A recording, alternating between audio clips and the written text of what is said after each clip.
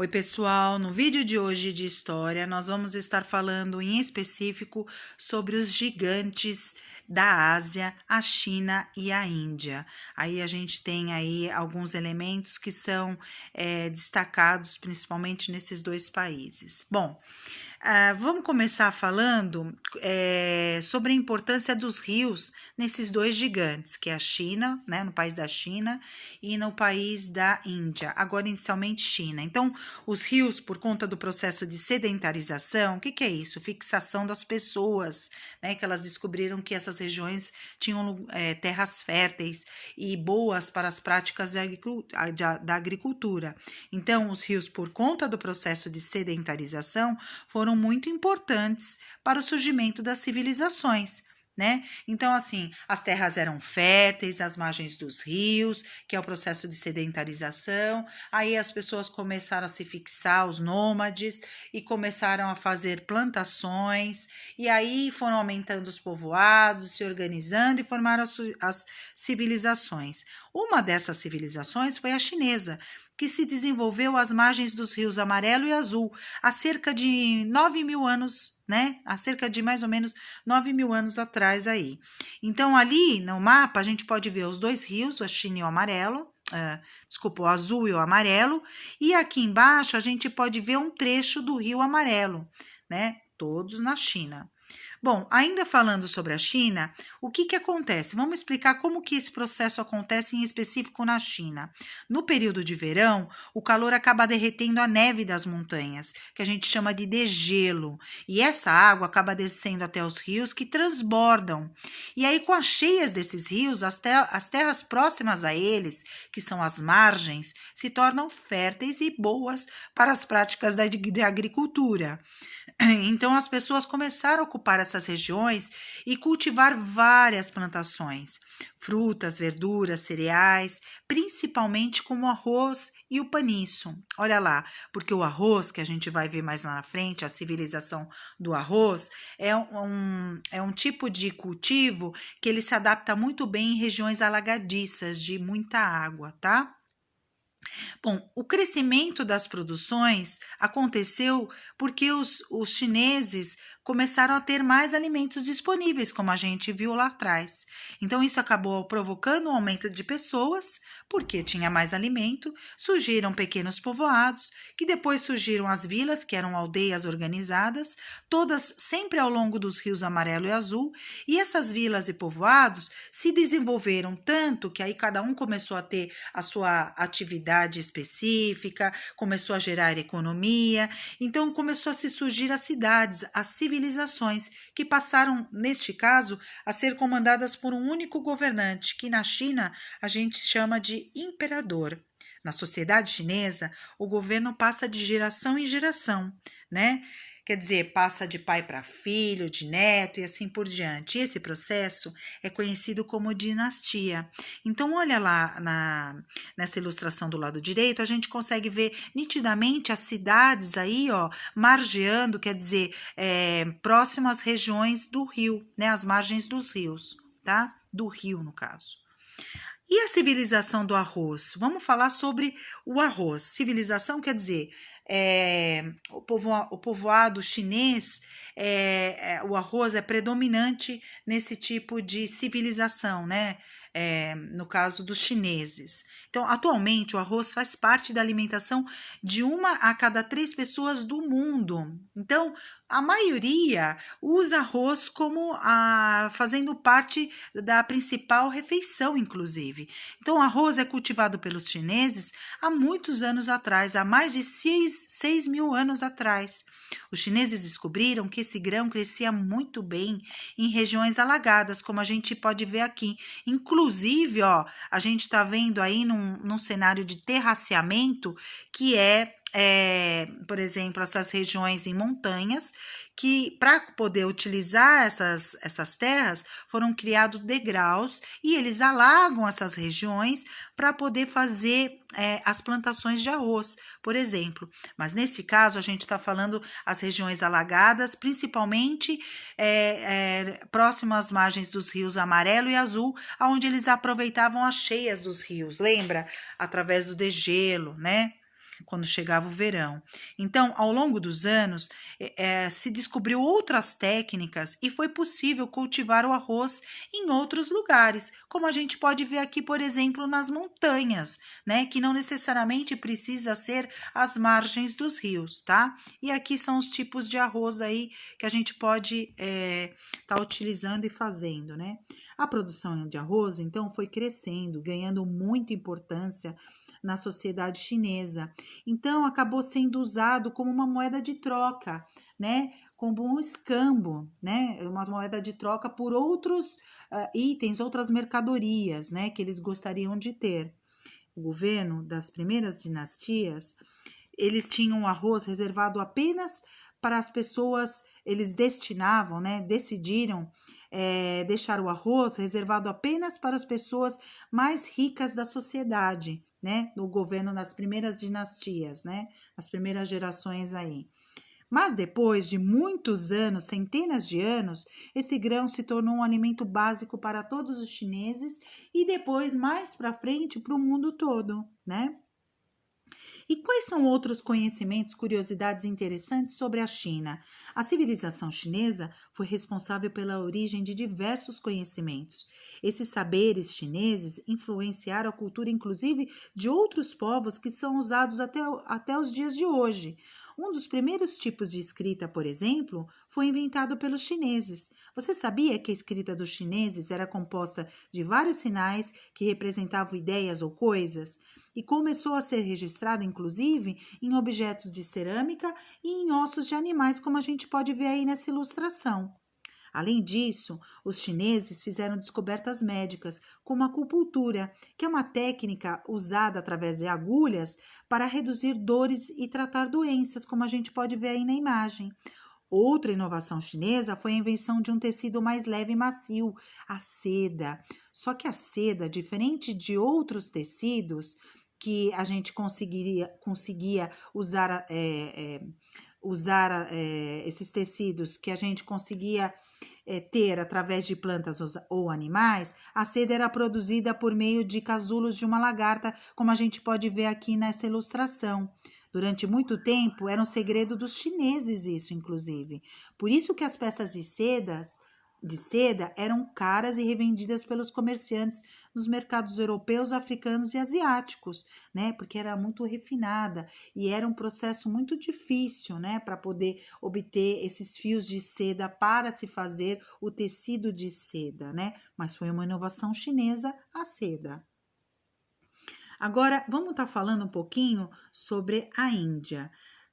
A Índia, como também os chineses, como as outras sociedades, inclusive, eles também aproveitavam as cheias dos rios para desenvolver a agricultura. Então, o processo de sedentarização para fixar os povoados, as pessoas e surgirem as primeiras civilizações às margens dos rios, né? Que eram regiões férteis para plantações, perceba que foi muito importante para muitas civilizações. Então, diversas cidades agrícolas se desenvolveram às margens dos rios Indo, devido às terras férteis. O rio Indo fica na Ásia, como a gente pode ver aqui no mapa. Posteriormente, a gente teve a invasão de povos nômades nessas regiões aí, no rio Indo. Então, parte da população acabou se mudando para as margens do rio Ganges, né? Como a gente pode ver aqui um trechinho aí das margens do rio Ganges, né? As pessoas ocupando aí essa região também considerada fértil. Então, a cultura dos povos que habitavam a região do rio Ganges acabou se misturando com a cultura desses novos povos do rio Indo, que acabou se mudando para lá, tá? Então, no Vale do Rio Ganges, os indianos cultivavam arroz, cevada, ervilha, melão e plantas específicas da região. Os indianos foram os primeiros povos que cultivaram algodão e produziam tecidos por meio dessa planta. Então, olha só, os chineses produziam tecidos da seda, e eles foram os primeiros povos a inovarem com a seda. E aqui os indianos, eles foram os primeiros povos a cultivarem o algodão e trazerem tecidos derivados desse item, né, da natureza e das plantas, né? E é uma importante atividade econômica na Índia hoje, a produção de tecidos. Olha só aqui uma ilustração, a primeira aí, ó, como que aparecem os algodões, né, nas plantações. E na imagem ao lado do lado direito, a gente tem aí a produção dos tecidos, né, dos indianos. Então, vamos falar um pouquinho mais sobre o rio sagrado. O hinduísmo surgiu do encontro de diferentes povos que ocupavam a região entre os rios Indo e Ganges, uma das principais religiões da Índia, o hinduísmo, né? Vamos entender a participação do rio Ganges, por que ele é chamado de rio sagrado. Então, o hinduísmo surgiu de diferentes povos que ocupavam a região entre os rios Indo e Ganges, né? Como a gente já viu aí anteriormente, uma das principais religiões da Índia, hinduísmo. Os hindus, são politeístas, ou seja, acreditavam na existência de vários deuses, todos relacionados aos elementos da natureza, como a gente pode ver aqui, né, nessas ilustrações abaixo. Então, desde a antiguidade, os indianos consideravam os rios sagrados porque perceberam a grande importância deles para as pessoas. Então, por isso os hindus cultivam o rio Ganges até hoje, realizam diversos rituais e oferendas, como a gente pode ver aqui nessa ilustração, uma das celebrações importantes. Eles se banham pelo menos uma vez na vida nesse rio, no rio Ganges, tem uma grande importância religiosa e é fonte de água de milhões de pessoas, tá? O rio sagrado, entretanto, por conta dessa vária utilização dele para várias finalidades, ele acaba sofrendo com a poluição e a contaminação da água. Por quê? Porque tem o despejo de resíduos industriais feitos pelas indústrias, o despejo de grande quantidade de esgoto e de lixo, e por conta dessa poluição, alguns trechos do rio Ganges acabam ficando vermelhos e cinza, e apresenta muitos riscos à saúde, doenças que podem até causar a morte, e também ao meio ambiente, matando peixes, né, destruindo o habitat de animais marinhos, animais terrestres que vivem naquela região, e podem inclusive mudar até ali a parte climática, né, por conta da poluição. E aí, algumas curiosidades sobre a Índia. Olha só, os temperos. Pois é, antes da invenção da geladeira e da energia elétrica, as pessoas conservavam os alimentos através de vários métodos. Um dos principais e um deles, usados pelos asiáticos, eram as especiarias. Pois é, ervas, sementes e raízes, como por exemplo pimenta, gengibre, hortelã, noz moscada, mostarda, alho, cravo, anis, canela, açafrão, orégano, entre outros.